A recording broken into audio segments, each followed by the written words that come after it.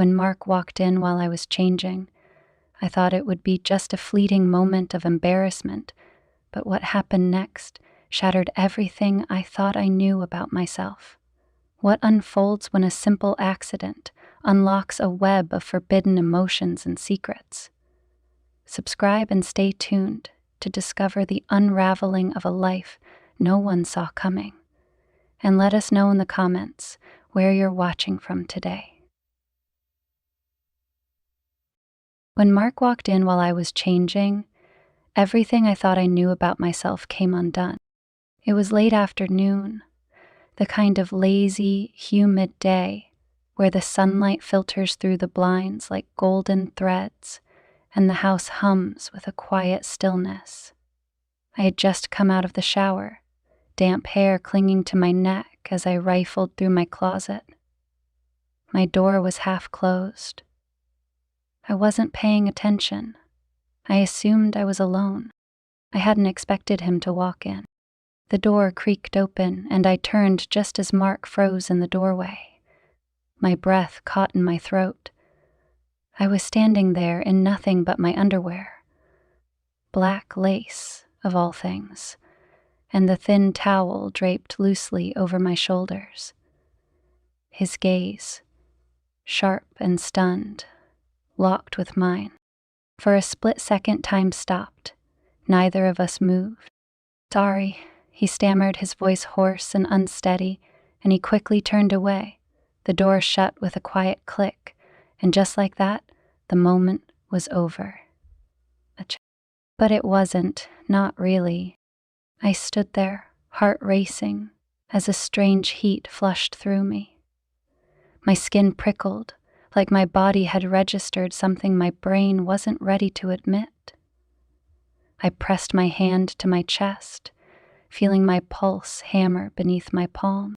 He had looked at me, really looked at me, and I had looked back. It was silent. The quiet of the house felt suffocating now. My mother was away for the weekend visiting her sister, and I was left alone with Mark. My stepfather of all people, a man I had once seen as little more than a stranger who married my mother 2 years ago, a man I'd never felt close to. And then till today. Dinner that evening was unbearably awkward. I sat at the table, my fork pushing peas around my plate, while Mark sat across from me, staring at his untouched food. The sound of the ceiling fan clicking above us filled the silence, the only thing tethering us to the mundane world. "Your mom called earlier," he finally said, clearing his throat. His voice sounded different, lower, strained. "She'll be back late Sunday." I nodded, pretending to care. My appetite was gone, replaced by something restless that had taken root inside me. I could feel Mark glancing at me, even as he tried not to. His usual calm exterior, the cool, composed man my mother adored, was cracked. Just enough for me to see it. I shouldn't have noticed, but I did. When I finally looked up, his eyes darted away, focusing intently on his glass of water. "I'm going to bed early," I blurted, standing too quickly. My chair scraped loudly against the tile floor. He looked up, startled, but said nothing, just gave a short nod. "Good night," I muttered, turning on my heel before he could see the flush burning across my cheeks. Upstairs, I paced the floor of my bedroom, replaying everything that had happened. Why did it matter? Why couldn't I stop thinking about it? It wasn't like he hadn't seen a woman in her underwear before. He was married to my mother, for God's sake. But something about that moment felt different.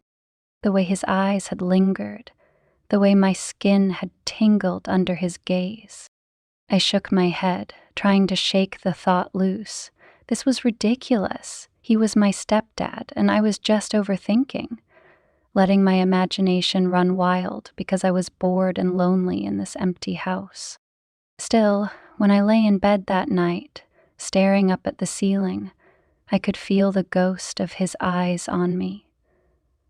My body betrayed me, my thoughts drifting to the way his jaw clenched, the way his voice had faltered when he spoke. I squeezed my eyes shut, pulling the blankets up over my head, trying to drown out the heat spreading through me. This is wrong. Stop it. But my heart wouldn't listen.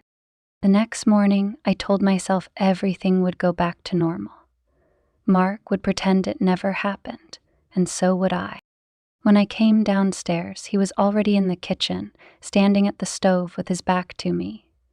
The smell of coffee and bacon filled the air, but I barely noticed.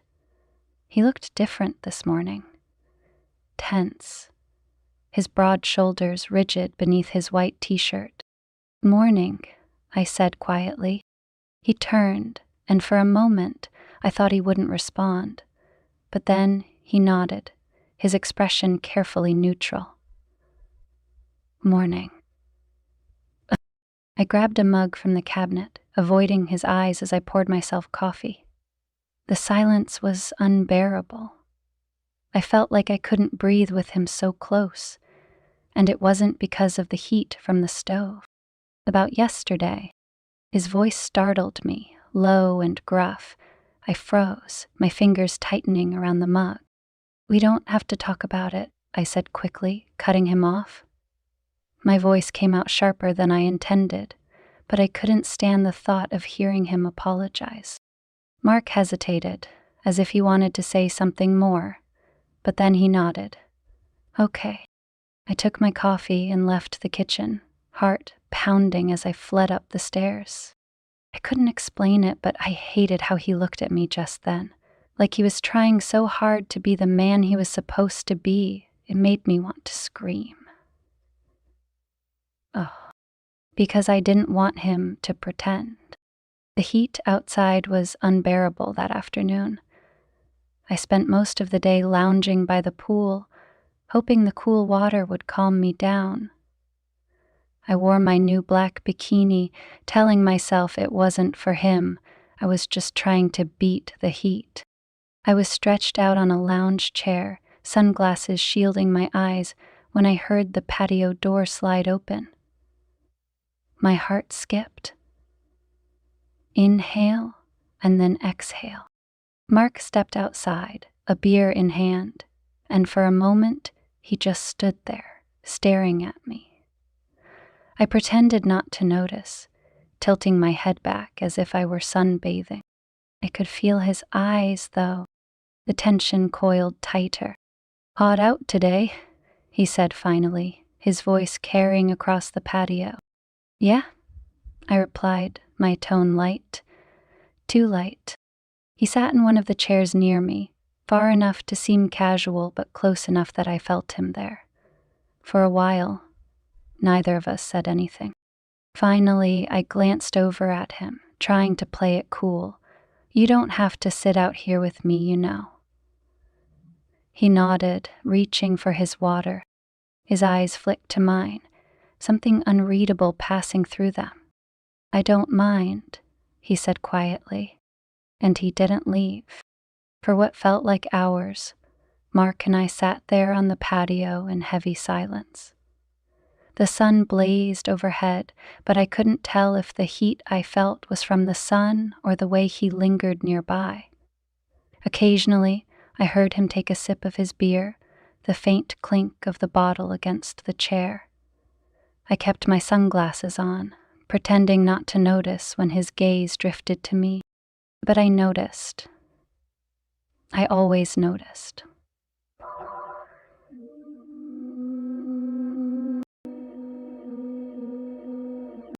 "Are you all right?" he asked finally. The question caught me off guard, his voice soft, yet weighted. I turned my head toward him slowly. "Why wouldn't I be?" He shrugged, but the movement was stiff. "You've been quiet, different, since yesterday." The way he said yesterday made my stomach flip.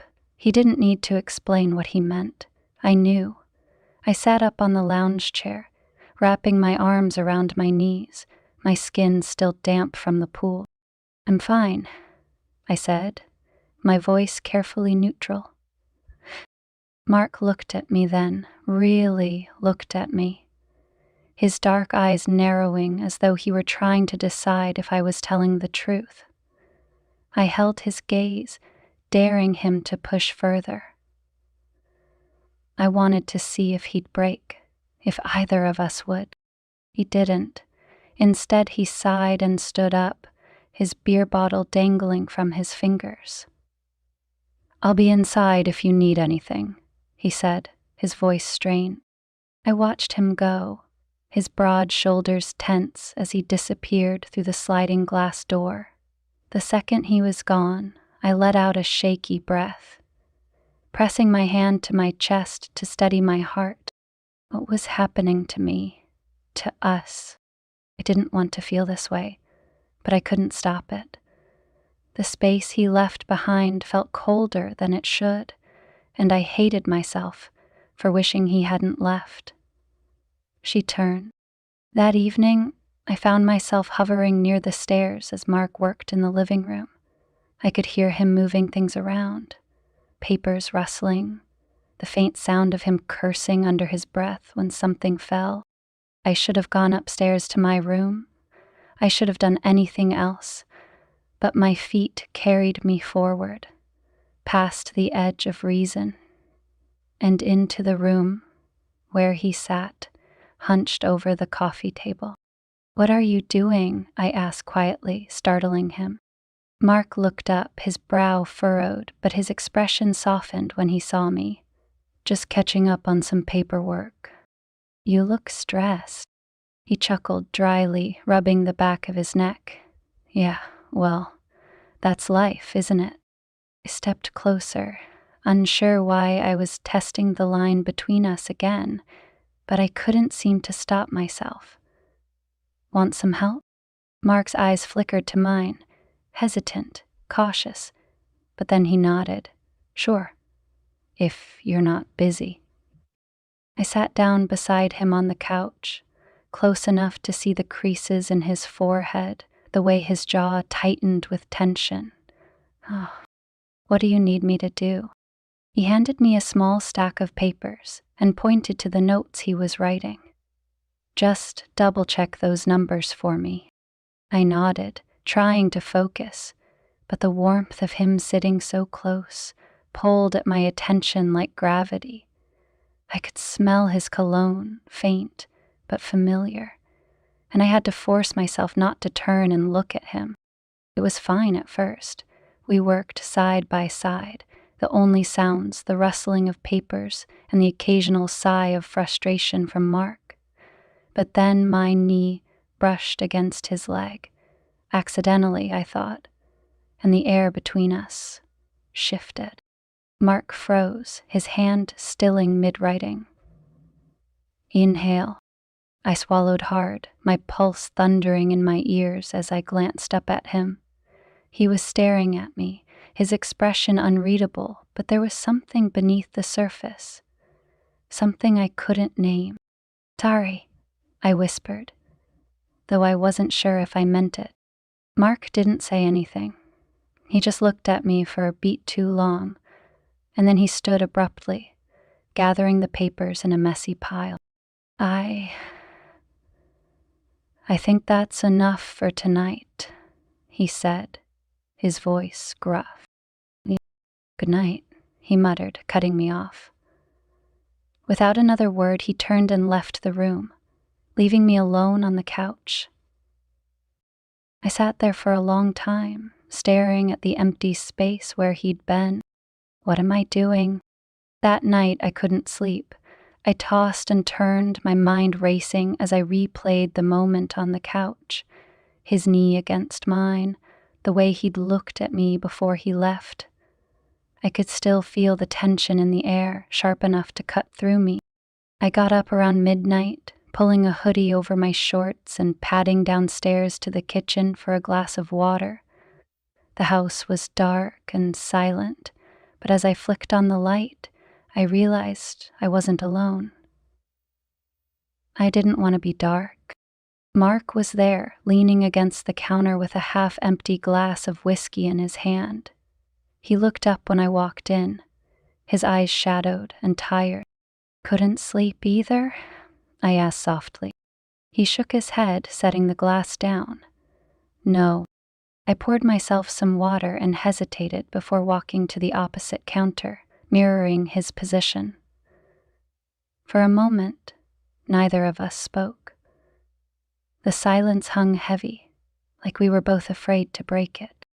"About earlier," I said finally, my voice barely above a whisper. "Did I do something wrong?" Mark's gaze snapped to mine, startled. "No! God, no! You didn't do anything." "Then what is it?" He looked away, his jaw tight, as though he were waging a war with himself. Finally, he let out a shaky breath. "This isn't right," he murmured. My chest ached at his words, though I wasn't sure why. "What isn't?" He turned toward me then, his dark eyes locking onto mine, filled with something I couldn't quite place, something raw and conflicted. "You know what I mean," he said quietly. I swallowed, my throat dry. I wanted to look away, to escape the intensity of his gaze, but I couldn't. "I didn't mean for this to happen," I admitted, my voice barely audible. "Neither did I," he said softly. We stood there for what felt like forever, the weight of everything unsaid pressing down on us. I could see it in his face, the struggle, the guilt, the desire he was trying so hard to suppress. And I felt it too. The space between us felt smaller than it was. The moment slipped away. "Good night," I whispered, turning to leave before I could do something I couldn't take back. But as I moved past him, Mark's hand brushed against mine. Just a fleeting touch, but it stopped me cold. My breath hitched, and for a moment, neither of us moved. "Don't," he murmured, his voice low and strained. I turned to look at him, my heart pounding so hard I thought it might burst. "Don't what?" He didn't answer, but he didn't have to. The look in his eyes said it all. And I knew in that moment we were both standing on the edge of something we couldn't come back from. Mark didn't let go of me. He couldn't. His hand stayed cradling my face, his forehead still resting against mine as if he were trying to steady himself, to anchor us both in a storm we'd created. "I don't want to stop," he finally admitted, his voice raw and quiet. Hearing him say it out loud made my heart lurch, my stomach twisting in a mix of exhilaration and dread. "Then don't," I whispered back. He closed his eyes, as though the weight of my words was too much to bear. I knew he was wrestling with guilt, with everything he'd been taught about right and wrong. But I didn't care. I couldn't. I leaned up and kissed him again, softly this time. A plea, not a demand. He didn't pull away. Instead, he deepened the kiss, his hand sliding down to my waist, gripping me like I was the only thing keeping him from falling apart. And maybe I was. The following days passed in a haze of stolen moments and shared secrets. We tried to pretend nothing had changed, but everything had. At dinner, Mark would avoid my gaze, only to look at me when he thought I wasn't paying attention. In the evenings, we lingered in the same rooms too long. Him on the couch, me on the armchair, the silence charged with everything we couldn't say. It was unbearable, yet intoxicating. One evening, my mother called, her voice chipper and unaware as she rattled on about her weekend with my aunt. Mark sat in the living room while I stood in the kitchen, clutching the phone, watching him. He glanced up at me once, and our eyes locked. Just for a second. She doesn't know. The thought sent a jolt through me. My mother had no idea what was happening beneath her roof, between the two people she trusted most. And that should have stopped me. It didn't. That night, I heard Mark moving downstairs long after I'd gone to bed. My heart raced as I slipped out of my room, padding barefoot down the hallway. I found him in the living room, sitting on the edge of the couch with his head in his hands. "Mark?" He looked up, startled. I couldn't read his expression. It was a mix of exhaustion, guilt, and something deeper, something darker. "What are you doing up?" he asked, his voice rough.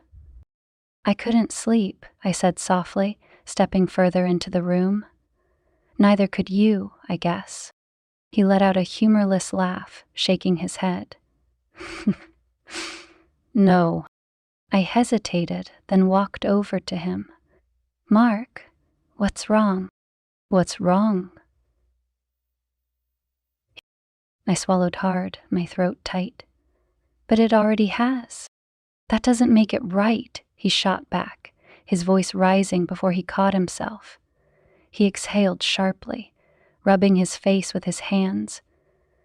"I'm supposed to be better than this." "Better than what?" I whispered, feeling something real. Mark froze, his hands falling away as he looked at me. "You don't understand." "Then explain it to me," I said, my voice breaking.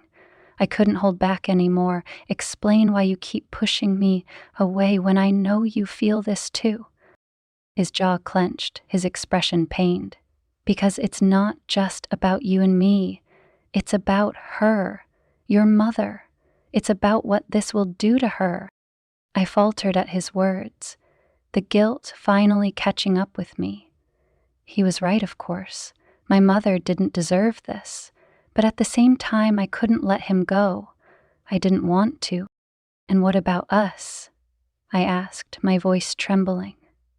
"What about how we feel? Doesn't that matter?" Mark looked at me for a long moment, his expression softening. "It matters," he said quietly. "But that doesn't mean it's right." I stepped closer to him, my heart pounding.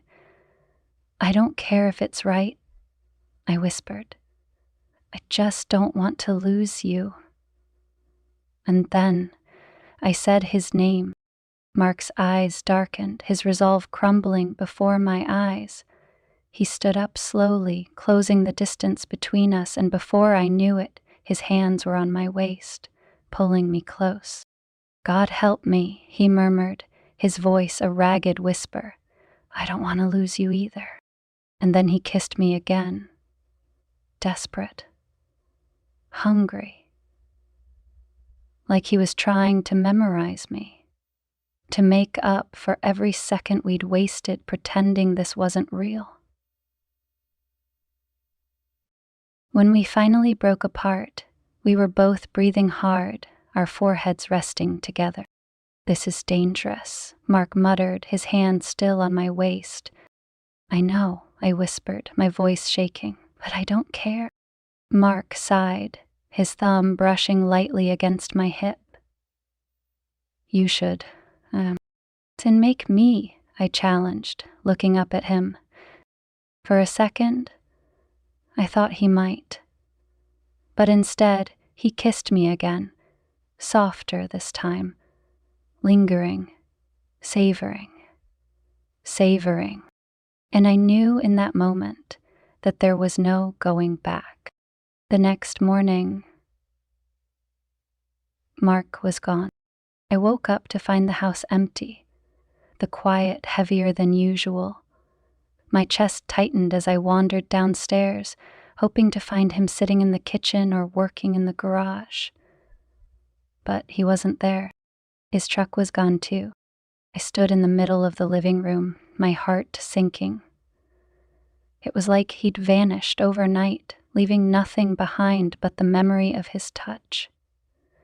I thought of Danny and Joel and my missed brother's basement. I didn't know what to do with myself.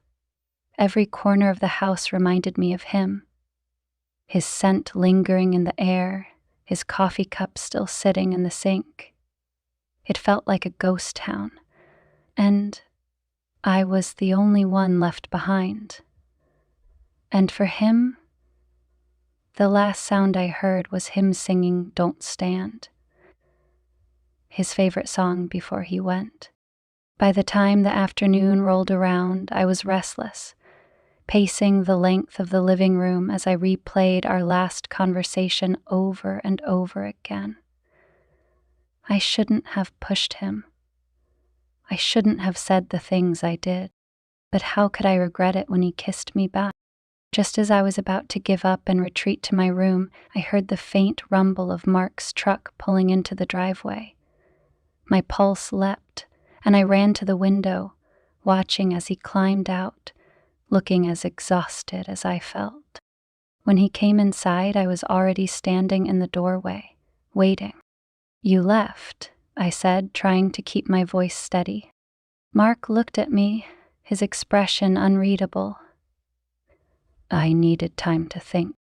And he didn't answer right away. Instead, he ran a hand through his hair, letting out a shaky breath. I don't know what to do anymore.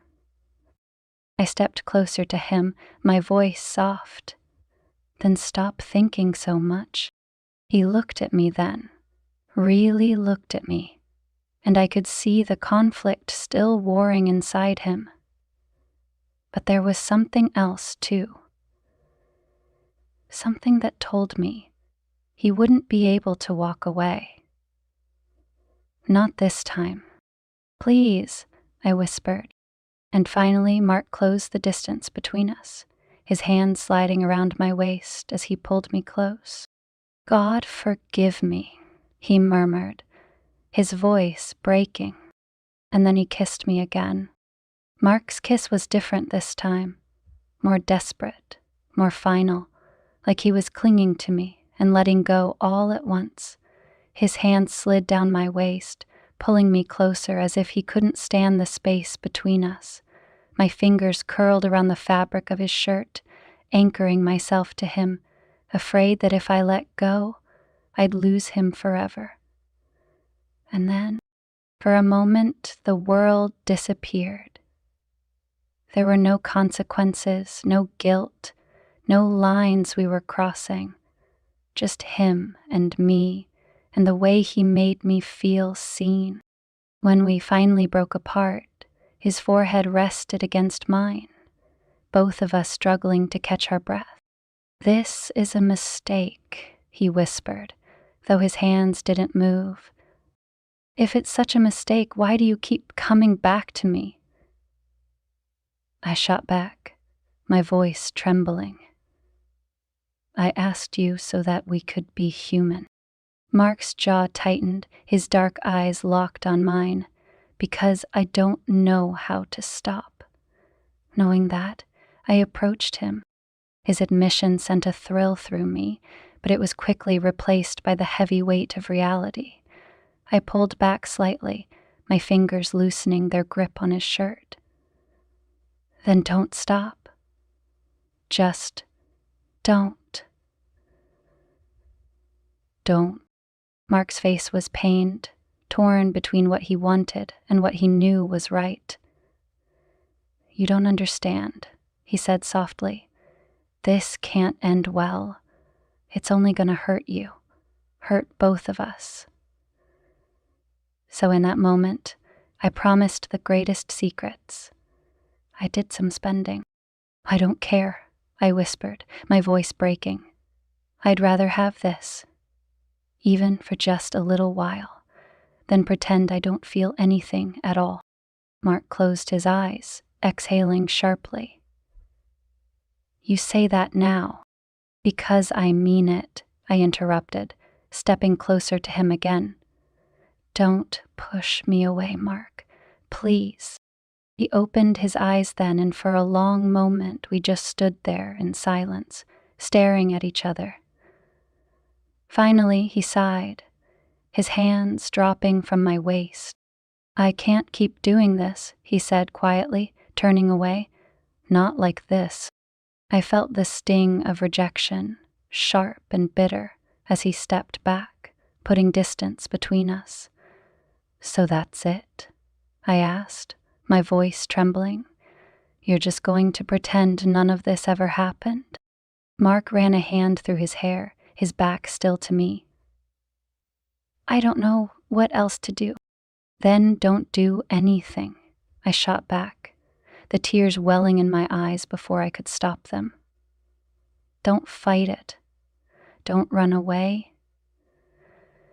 Don't." He turned to face me then, and the look on his face, so conflicted, so broken, made my heart ache. "It's not that simple." "It is," I insisted, stepping toward him again. "It's only complicated because we're making it that way." Mark shook his head, his expression pained. "You're too young to understand." "Don't say that," I snapped, cutting him off. "Don't treat me like a child, Mark. You know that's not what this is." He flinched, his shoulders sagging as if I'd knocked the fight out of him. For a moment, neither of us said anything.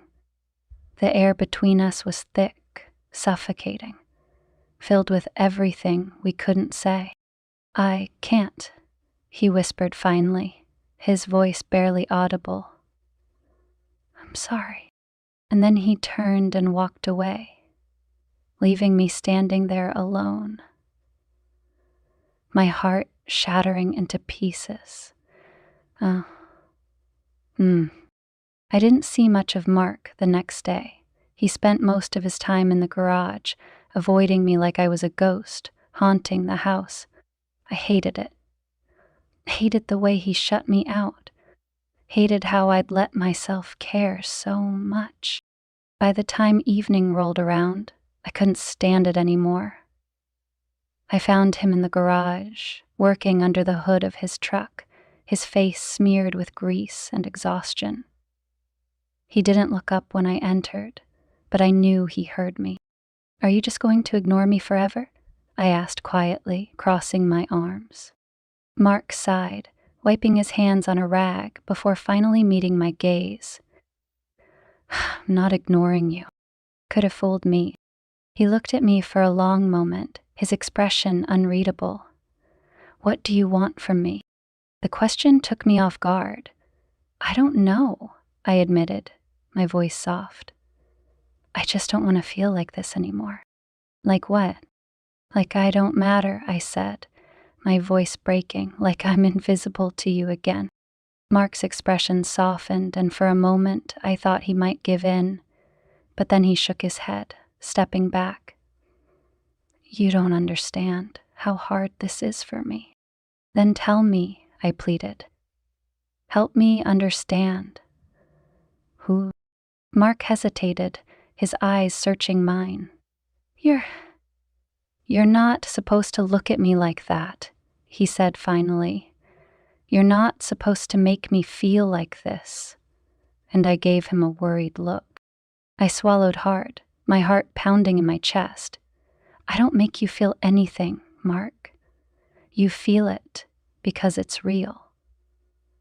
And all night, he flinched at my words, his jaw clenching. "It doesn't matter. It's wrong." "Then why don't you walk away?" I asked, stepping closer to him. "If it's so wrong, why are you still here?" Mark didn't answer. Instead, he just looked at me, his dark eyes filled with every unspoken word he couldn't say. And I knew, in that moment, that he wouldn't walk away. He couldn't. I took another step toward him, my voice barely above a whisper. "Tell me to leave," I said. "If you really don't want this, if you don't feel the same way, just tell me and I'll go." Mark's eyes flickered, his chest rising and falling as he struggled to breathe. I could see the war raging inside him, the battle between what he wanted and what he thought was right. I stepped up to him and placed my hand on his shoulder, but he didn't tell me to leave. Instead, he reached for me, his hands sliding around my waist as he pulled me against him. His lips crashed against mine, and this time there was no hesitation, no guilt. Just him and me and the fire that had been building between us for so long. I melted into him, my fingers tangling in his hair as I kissed him back with everything I had. It wasn't gentle, wasn't careful. It was raw and desperate, like we were both afraid of what would happen if we stopped. When we finally broke apart, Mark rested his forehead against mine, his breathing ragged. He breathed out quickly before finally resting his head against my shoulder. "This can't last," he murmured, his voice shaking. "But it's here now," I whispered back. He didn't argue, didn't push me away. Instead, he kissed me again, his hands holding me like he never wanted to let go. And for that moment, I let myself believe that we could have this, that we could have each other, even if only for a little while. The house felt smaller the next day, as if the walls themselves were holding our secret, pressing in on me. I couldn't look at Mark without feeling that pull, a mix of shame and desire, two things that shouldn't live side by side. I knew he felt it too. Every glance, every time his hand brushed too close to mine, was proof we were both caught in the same impossible web. I spent the morning pretending to read in the living room, but the words on the page blurred together. My ears were tuned to every sound he made, the soft thud of his boots on the hardwood floors, the scrape of a chair in the kitchen, the way he sighed as if something heavy sat on his chest. Around noon, I found him outside, leaning against the porch railing with a cigarette between his fingers. I hadn't even known he smoked. He looked up when he heard me step out, his eyes shadowed and unreadable. "You don't have to hide from me," I said softly, crossing my arms to keep my hands from shaking. Mark exhaled slowly, the smoke curling in the warm summer air. "I'm not hiding." His fingers trailed as they reached into his pockets until he felt his phone.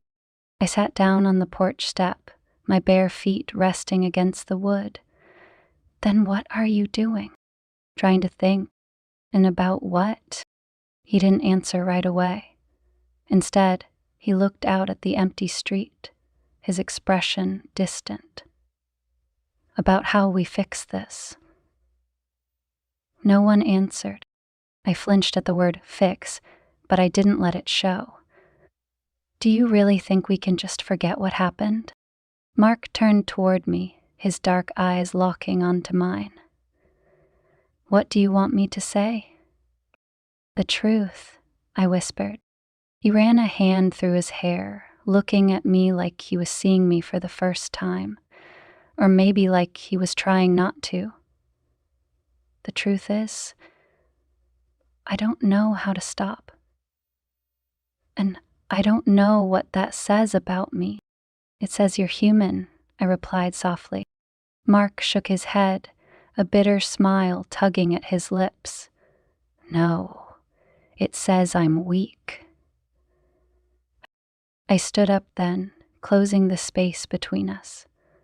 My heart hammered in my chest, but I didn't stop myself. "It's not weak to want something, Mark. To want someone." His eyes flickered, a shadow of guilt passing through them. "You don't understand what this will do.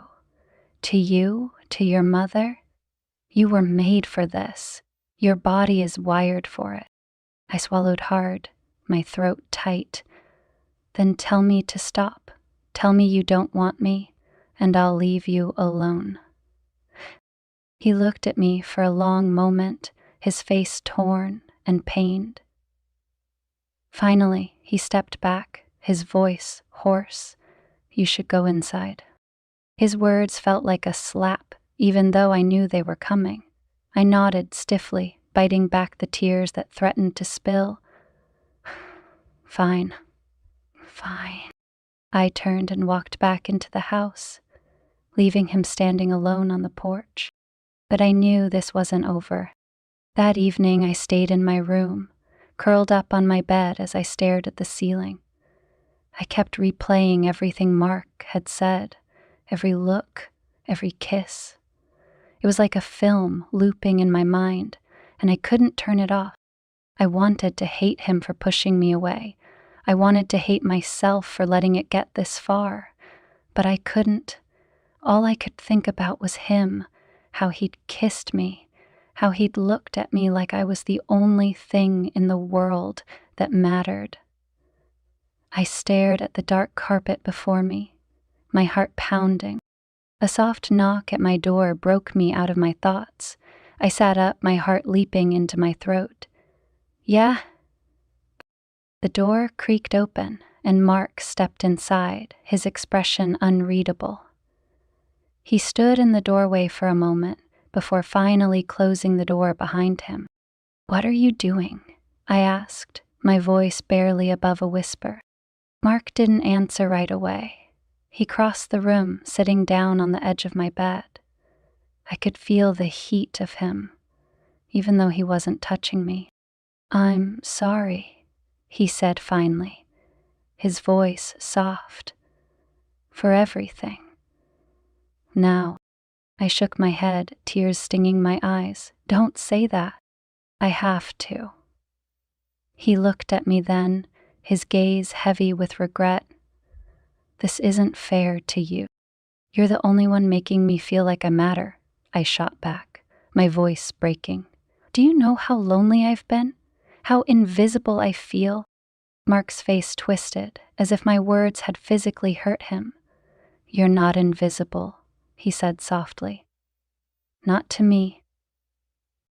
"Then stop pretending," I whispered. He reached for me then, his hand cupping my cheek, his thumb brushing away the tear that had slipped down my face. "I don't want to hurt you." "Then don't." For a moment, neither of us moved. We just sat there, the air between us thick with everything we couldn't say. And then Mark leaned in, his lips brushing against mine, soft, hesitant, as if he were still trying to fight what was happening. But I kissed him back, threading my fingers through his hair as I pulled him closer. This time, there was no hesitation, no guilt, just him and me, the rest of the world falling away as we gave in to something we couldn't control. When we finally pulled apart, Mark rested his forehead against mine, his breathing unsteady. "This can't last," he murmured, his voice shaking. "I know," I whispered, "but I don't care." He kissed me again, slower this time, his hands holding me like he was afraid I'd disappear. I knew this couldn't last forever. I knew we were walking a dangerous line. But for now, I didn't care. For now, he was mine. The next morning, I woke up to find Mark already gone. I knew he was avoiding me again, trying to put distance between us. But it didn't matter.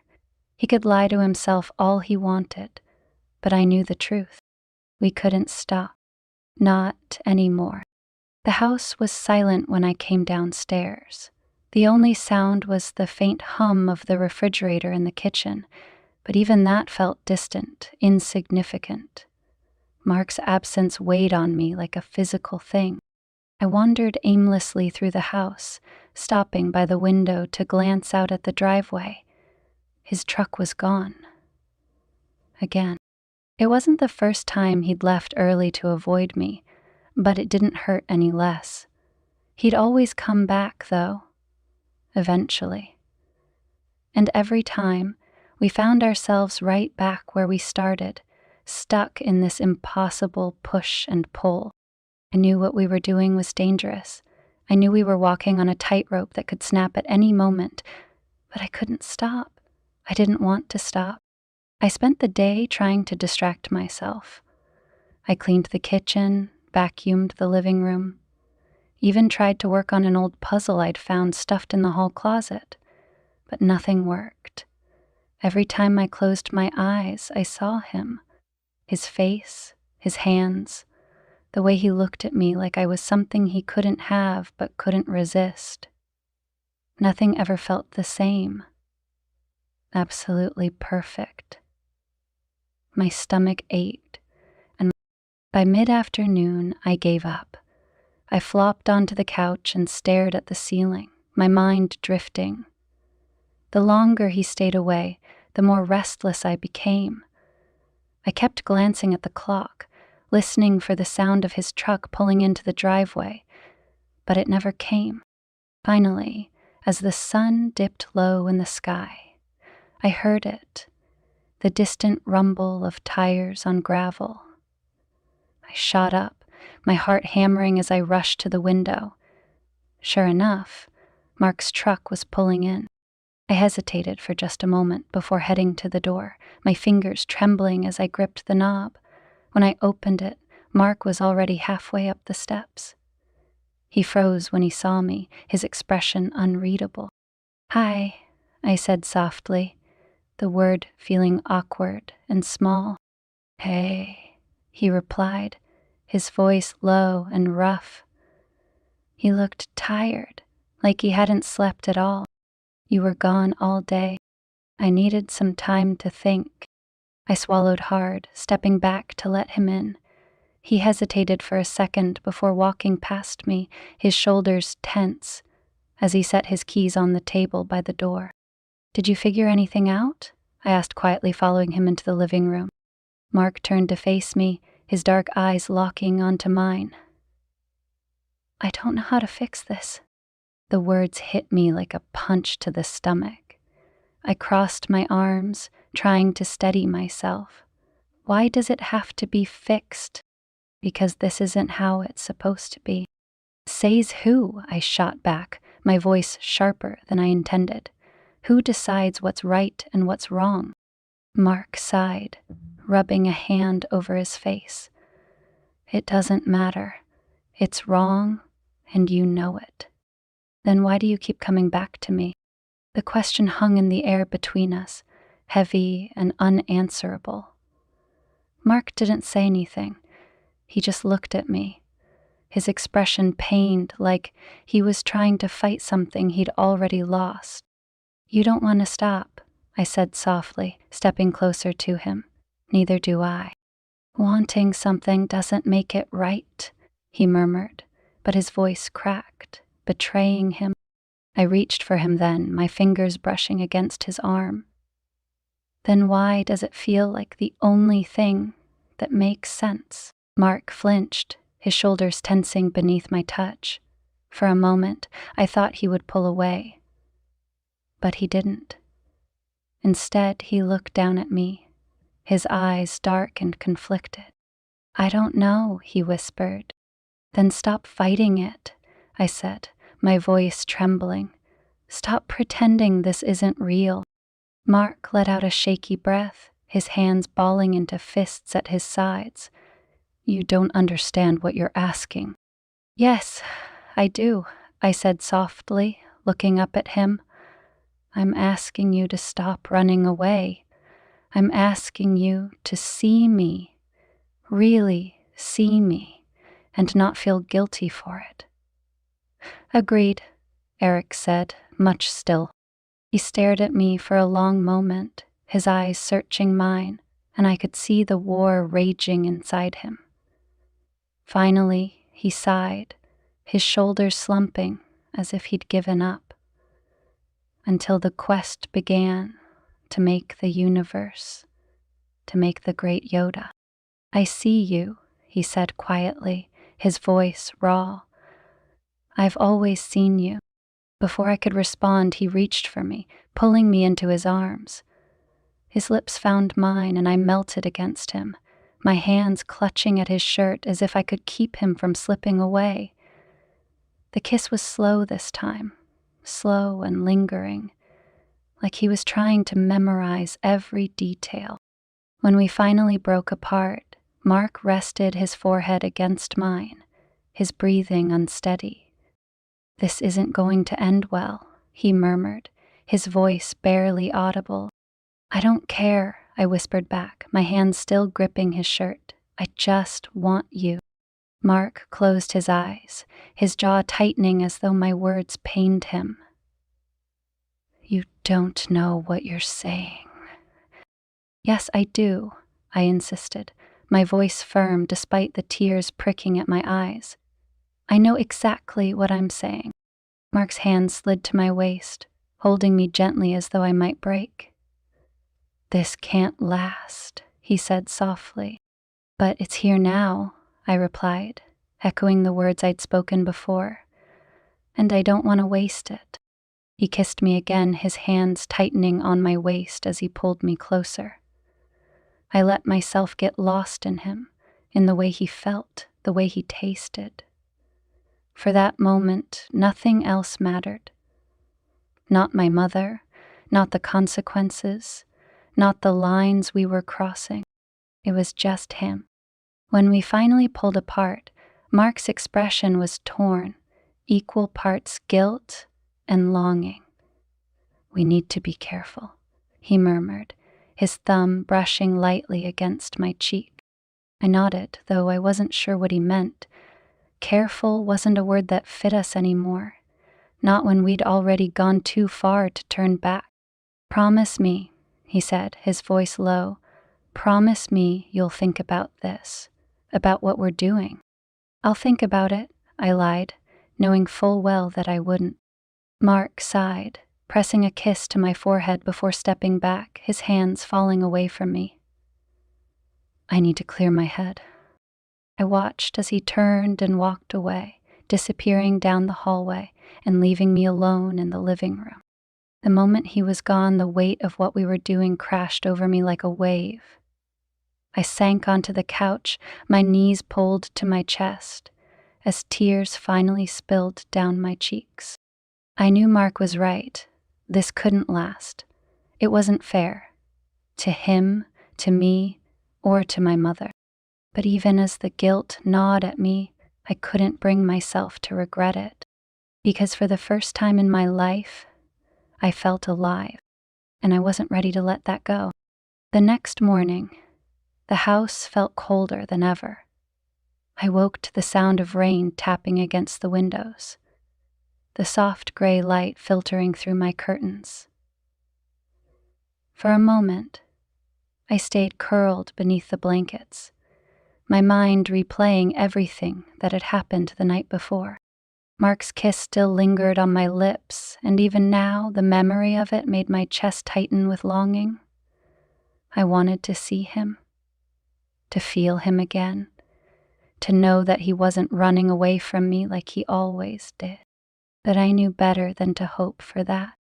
I finally pulled myself out of bed, throwing on a pair of leggings and an oversized hoodie before heading downstairs. The house was quiet, too quiet, and I knew Mark was gone before I even checked. Sure enough, his truck was missing from the driveway. I sighed, sinking into a chair at the kitchen table. My mother's absence had never felt so heavy, the empty house a constant reminder of how alone I was. Mark had been the only thing keeping me grounded, and now it felt like he was slipping through my fingers. I couldn't let that happen. Hours passed slowly, the rain never letting up. I spent most of the day pacing the house, checking my phone more times than I wanted to admit, hoping for some sign that Mark would come back. By late afternoon, I'd had enough. I grabbed my jacket and slipped outside, determined to clear my head. The cool air bit at my skin as I walked down the empty street, the rain soaking through my shoes and clinging to my hair. I didn't have a destination in mind. I just needed to get out of the house, away from the silence, away from the guilt gnawing at the edges of my thoughts. To my resting, and after walking aimlessly for what felt like hours, I turned back toward home, my legs aching and my clothes damp. Mark's truck was parked in the driveway when I got there, and my heart leapt into my throat. I hesitated for a moment, staring at the truck through the rain-streaked window. Part of me wanted to turn around, to avoid him altogether. But the other part, the part that couldn't let him go, kept pushing me forward. I stepped inside the house, shivering slightly as I peeled off my wet jacket. Mark was in the living room, sitting on the edge of the couch with his head in his hands. He looked up when he heard me, his dark eyes shadowed and tired. End footnote. "You're soaked," he said quietly, his voice rough. "I went for a walk," I replied, my voice just as soft. Mark let out a long sigh, running a hand through his hair. "You shouldn't have done that." "You'll catch a cold." "I'm fine," I said, though I could feel the chill settling deep in my bones. "And why do you care?" The words slipped out before I could stop them, sharper than I intended. Mark flinched slightly, his expression pained. "Of course I care," he said softly, "and stop pushing me away."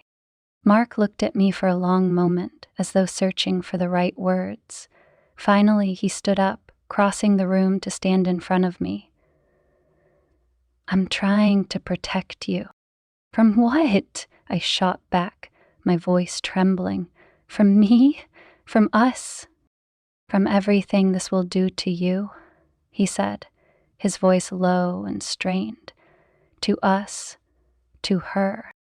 The mention of my mother hit me like a punch to the gut. I looked away, unable to meet his gaze. "You don't think I know that? You don't think I feel guilty too?" And I felt myself break down because I couldn't prevent myself not crying. I couldn't breathe. Grief is a priceless thing. Mark reached out, his hand brushing against my arm. "You don't understand what you're getting yourself into." "Then explain it to me," I whispered, my voice breaking, "because all I know is that I don't want to lose you." Mark let out a shaky breath, his fingers tightening around my arm. "You're not going to lose me." "Then stop running," I pleaded, looking up at him. "Stop pretending you don't want this too." He didn't say anything. He just looked at me, his eyes filled with that same tortured longing I'd seen so many times before. And then, finally, I melted into him, my face pressed against his chest as I listened to the steady thrum of his heartbeat. "I don't know how to stop," he murmured, his voice soft and broken. "Then don't," I whispered back. Mark's hand slid up to cup the back of my neck, tilting my face up toward his. He looked at me for a long moment, his eyes dark and searching, before finally leaning down and capturing my lips in a kiss. Oh, it was slow this time, lingering, as though he was memorizing every second. My arms slid around his neck, pulling him closer, and I could feel the tension in his body, the way he was holding back, even now. When we finally pulled apart, Mark rested his forehead against mine, his breathing unsteady. "This is going to destroy us," he murmured. "Maybe," I admitted, my voice trembling, "but it's worth it." Mark sighed, his hand still holding me like I might disappear. "You deserve better than this." "I don't want better," I said softly. "I want you." He closed his eyes, his jaw tightening as though he was trying to hold himself together. "You don't know what you're saying." "Yes, I do," I insisted. "I know exactly what I'm saying." Mark didn't respond, but he didn't pull away either. Instead, he kissed me again, slow and deep, his hand sliding down to my waist as he held me close. For a long time we stayed like that, wrapped up in each other, the rest of the world forgotten. It wasn't until the sound of my mother's car pulling into the driveway broke through the silence that we finally pulled apart. Panic flashed across Mark's face as he stepped back, his hands dropping to his sides. "She's home," he said hoarsely, his voice barely above a whisper. I swallowed hard, my heart hammering in my chest. What do we do? Mark looked at me, his expression torn. We pretend nothing happened. I opened my mouth to argue, but before I could say anything, the front door opened, and my mother's voice filled the house. "I'm back," she called, her footsteps echoing down the hallway. Mark shot me a warning glance before turning to greet her, his face carefully neutral. I stood frozen in place, my pulse racing as my mother walked into the living room, smiling like nothing had changed. And for the first time, I realized just how fragile everything was, how quickly it could all come crashing down. And for the first time, my mother's voice filled the house, cheerful and oblivious, as she set her bags down by the door. "I missed you too," she said warmly, smiling as she stepped into the living room. The drive back was a nightmare. Rain the whole way. Mark was already composed, his expression so carefully neutral that I almost believed him. He smiled faintly and nodded. "Welcome back. How's your sister?" "Same as always," she replied, rolling her eyes, complaining about everything and nothing at the same time. She laughed, turning toward me. "And you, sweetheart? You didn't burn the house down while I was gone, did you?" I forced a smile, ignoring the way my hands were trembling. "No fires," I said lightly, though my voice felt thin, hollow. "That's my girl," she beamed, walking over to kiss my cheek. I froze under the touch, guilt bubbling in my stomach like acid. She didn't notice. "I'm going to unpack and take a hot shower. I feel like I've been on the road forever." "Take your time," Mark said smoothly, his tone even and calm, as though nothing had happened. My mother disappeared up the stairs, humming to herself, and the second she was gone, the air in the room turned thick and heavy. I couldn't bring myself to look at Mark, but I could feel him watching me. "We need to talk," he said quietly, his voice low and careful. I shook my head, my arms wrapped tightly around myself. "Not now." "But I don't know," I snapped, my voice sharp as I finally looked at him. "Not while she's here. Not with her upstairs acting like everything is fine." He nodded. "I found her in her room bucketing herself." Mark flinched slightly, his expression pained. "Everything is fine. We just have to pretend." I cut him off, my voice trembling. "I can't keep pretending, Mark. Not after everything." He stepped closer, his hand reaching for mine, but I pulled back. "Please," he whispered, his voice breaking. "Don't shut me out." I swallowed hard, tears stinging my eyes. "Then don't push me away," I whispered back. She sighed. The sound of the shower starting upstairs broke the tension, and Mark stepped back, his shoulders sagging. "We'll figure this out," he said quietly, though I wasn't sure who he was trying to convince, me or himself.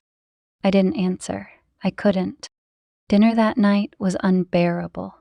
My mother cooked, chatting happily as though nothing had changed, while Mark and I sat across from each other in silence. Every bite of food felt like it was turning to ash in my mouth, and every glance at Mark made the guilt in my chest grow heavier. "So," my mother said, breaking the silence as she looked between us, "what did you two get up to while I was gone?"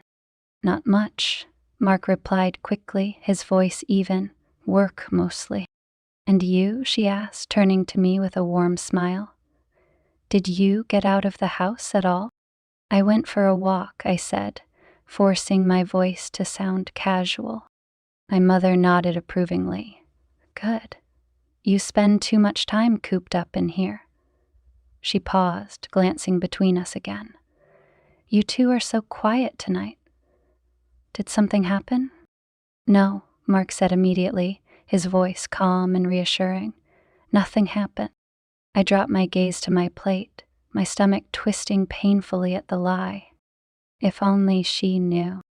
Later that night, I couldn't sleep. I lay in bed, staring at the ceiling, my thoughts racing as the house settled into silence. My mother's voice from earlier replayed in my head, her words a constant reminder of how fragile everything had become.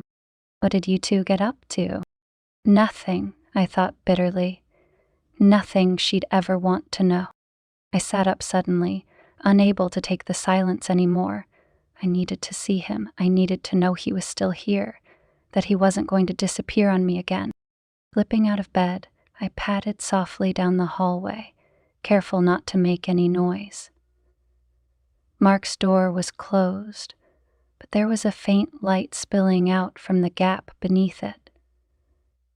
I hesitated for a moment before raising my hand to knock. The door opened almost immediately, as though he'd been waiting for me. Mark stood there in a t-shirt and sweatpants, his hair mussed and his expression unreadable. What are you doing here? He asked softly, his voice barely above a whisper.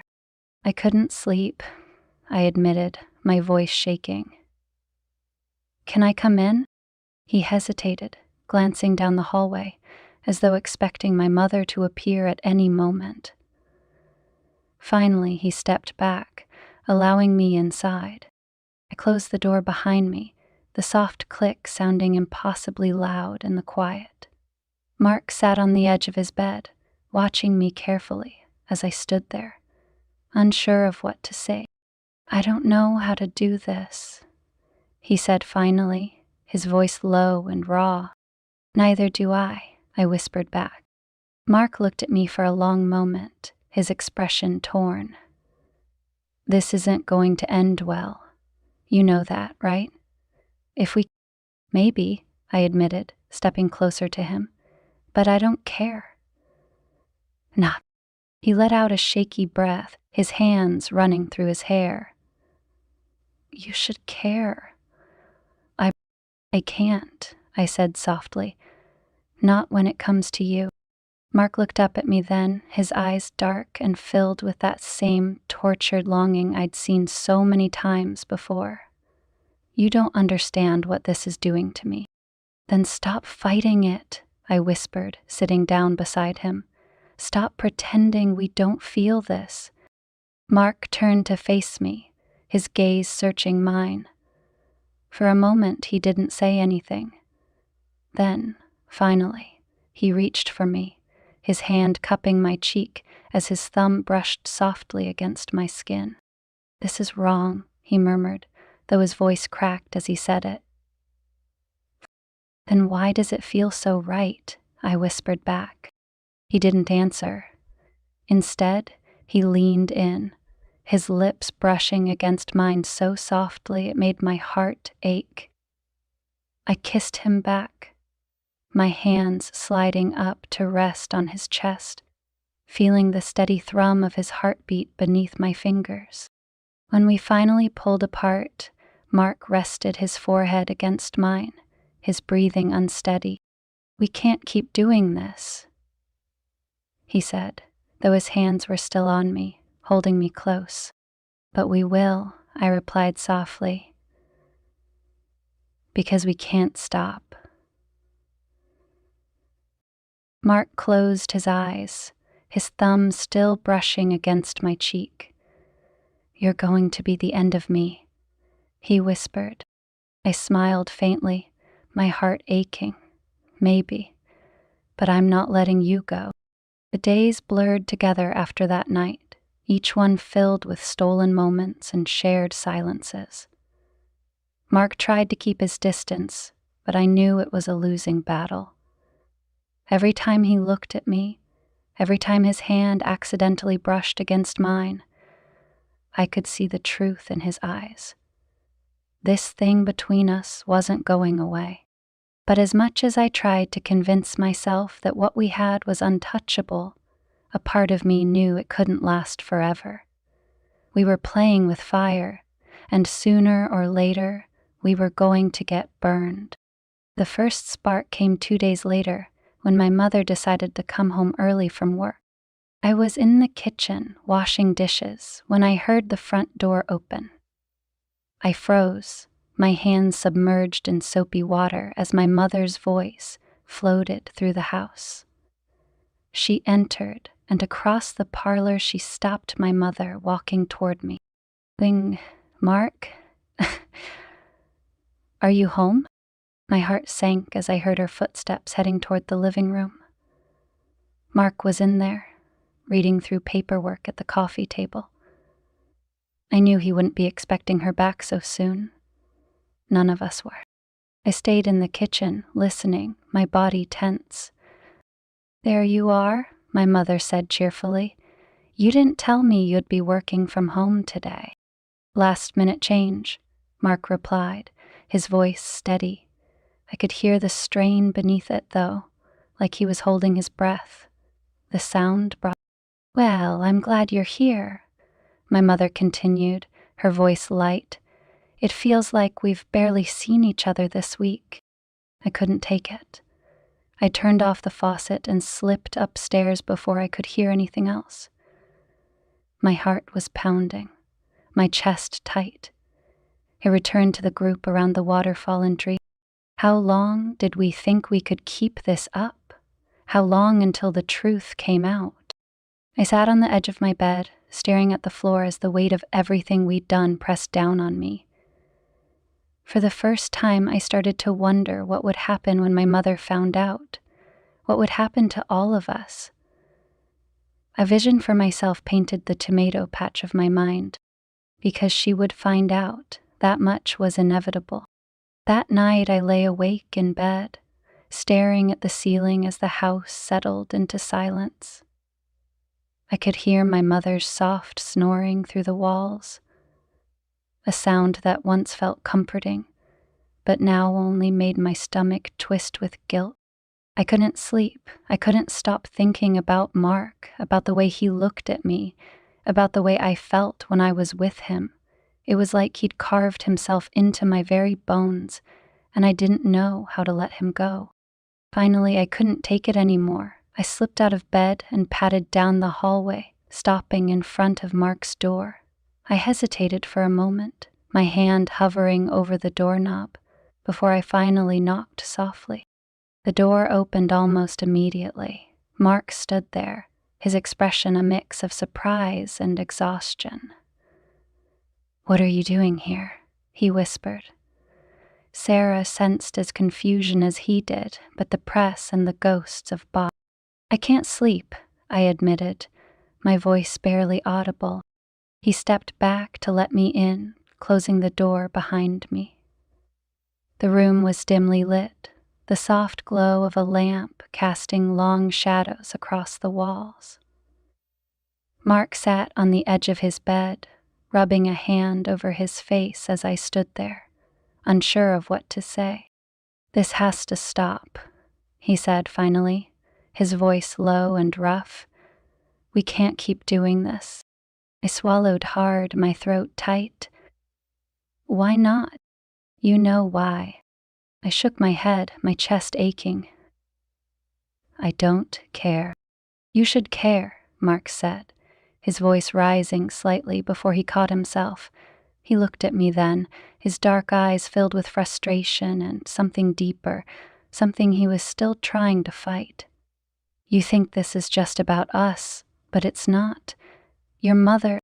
"Don't," I cut him off, my voice trembling. "Don't bring her into this." "How can I not?" He shot back, his voice cracking. "She's my wife, and you're her daughter." The words hung between us like a knife, sharp and cold. For the first time, the full weight of what we'd done hit me, and I felt like I couldn't breathe. "I know it's wrong," I whispered, tears stinging my eyes. "But I can't stop. I don't want to stop." She murmured something. Mark let out a shaky breath, his shoulders slumping as though the fight had gone out of him. "You're going to hate me for this someday." "No, I won't," I said softly, stepping closer to him. "I could never hate you," whispered he. He looked up at me then, his expression so broken it made my heart ache. "I'm trying to do the right thing," he murmured, his voice barely audible. "Then don't push me away," I whispered, kneeling in front of him. "Please, Mark." For a moment, he didn't move. He just stared at me, his dark eyes searching mine, as though he was looking for something, some sign, some reason to walk away. But he didn't find it. Instead, he reached for me, his hands trembling as they cupped my face. "I'm going to regret this," he whispered. "Then regret it with me," I said softly. And then he kissed me. It was slow and lingering, filled with all the things we couldn't say. His hand slid into my hair, pulling me closer as I melted against him, my arms wrapping around his neck. I didn't care about the consequences. I didn't care about what would happen when my mother found out. All I cared about was him. When we finally pulled apart, Mark rested his forehead against mine, his breathing unsteady. "We can't keep this up forever," he murmured. "I know," I whispered back. But in that moment, forever didn't matter. The next morning, the house was filled with the smell of coffee and the sound of my mother humming softly as she made breakfast. I sat at the kitchen table, my hands wrapped around a mug of tea, trying to ignore the weight in my chest. Mark was sitting across from me, his expression carefully neutral. He wouldn't look at me, not directly, but I could feel his presence like a shadow, lingering at the edges of my thoughts. My mother smiled as she set a plate of eggs and toast in front of him. "You look tired," she said lightly. "Didn't sleep well?" Mark glanced up at her, forcing a small smile. "Something like that." "Well, hopefully you'll get some rest tonight," she said cheerfully, oblivious to the tension in the room. I looked down at my tea, my hands trembling slightly. I couldn't do this anymore. The lies, the guilt, the stolen moments, it was all too much. Mark's words from the night before echoed in my head. We can't keep this up forever. He was right. And as much as it hurt, I knew it was time to let him go.